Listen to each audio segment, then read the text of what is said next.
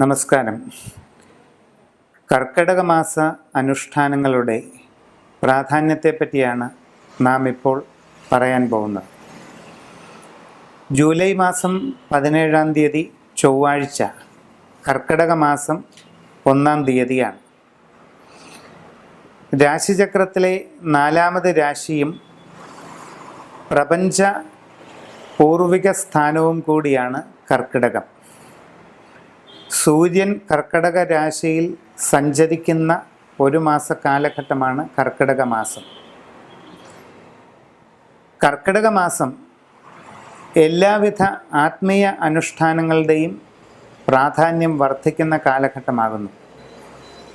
നാം നമ്മുടെ പിതൃക്കളുടെ ശാന്തിക്ക് വേണ്ടിയും ഈശ്വരാധീനത്തിനു വേണ്ടിയും ചെയ്യുന്ന എല്ലാ കർമ്മങ്ങൾക്കും 10 മടങ്ങ് ഫലപ്രാപ്തി ഉറപ്പാകുന്ന ഒരു കാലം കൂടിയാണ് കർക്കിടക മാസം.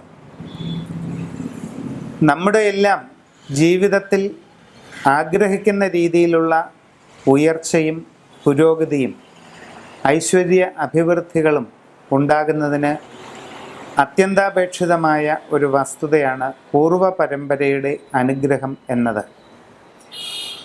കഴിഞ്ഞുപോയ വംശപരമ്പരയുടെ ദോഷങ്ങളെല്ലാം സമ്പൂർണമായി മാറുന്നതിനും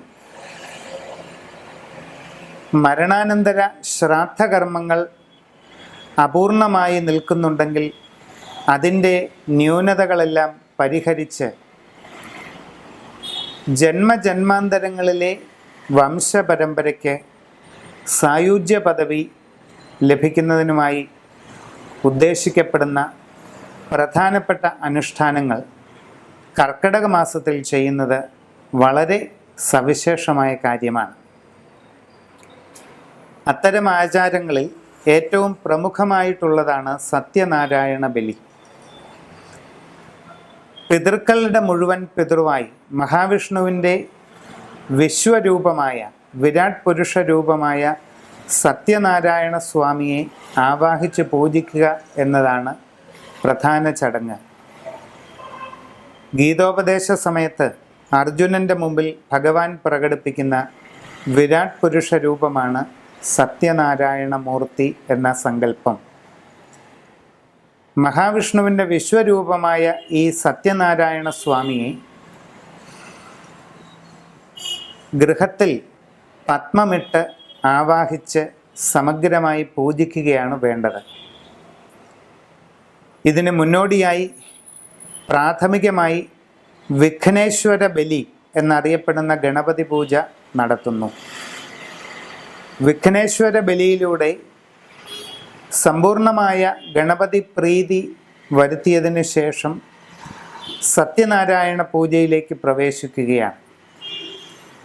സത്യനാരായണ സ്വാമിയെ സമഗ്രമായി സപരിവാരം ആവാഹിച്ച് പൂജ ചെയ്തതിന് ശേഷം പ്രത്യേകം വ്രതാനുഷ്ഠാനങ്ങൾ എടുത്ത് പൂജയ്ക്ക് തയ്യാറായിരിക്കുന്ന കുടുംബാംഗങ്ങളെ കൊണ്ട് ജന്മാന്തരങ്ങളിലെ പിതൃസായുജ്യത്തിന് വേണ്ടി പ്രത്യേകം തർപ്പണക്രിയ ചെയ്യിക്കുന്നു.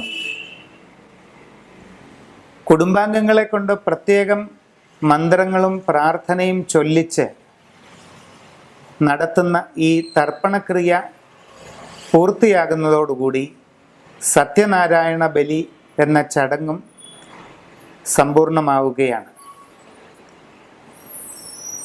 പൂജ നടത്തുന്നതിന് പഞ്ചാംഗം നോക്കി ഉത്തമമായ ദിവസം നിശ്ചയിക്കുകയും അതിന് ഒരാഴ്ച മുമ്പ് മുതൽ സാമാന്യമായി ചില വ്രതങ്ങൾ അനുഷ്ഠിക്കുകയും വേണ്ടതാണ്.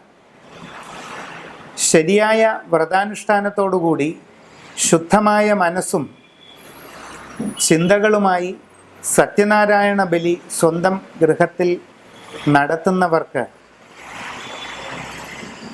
അനവധി ജന്മജന്മാന്തരങ്ങളിലെ പിതൃക്കളുടെ ശാപദോഷങ്ങളും കുടുംബപരമായ മറ്റെല്ലാ ദോഷങ്ങളും സമ്പൂർണമായി മാറിക്കിട്ടുവാനുള്ള സന്ദർഭമൊരുങ്ങുന്നു.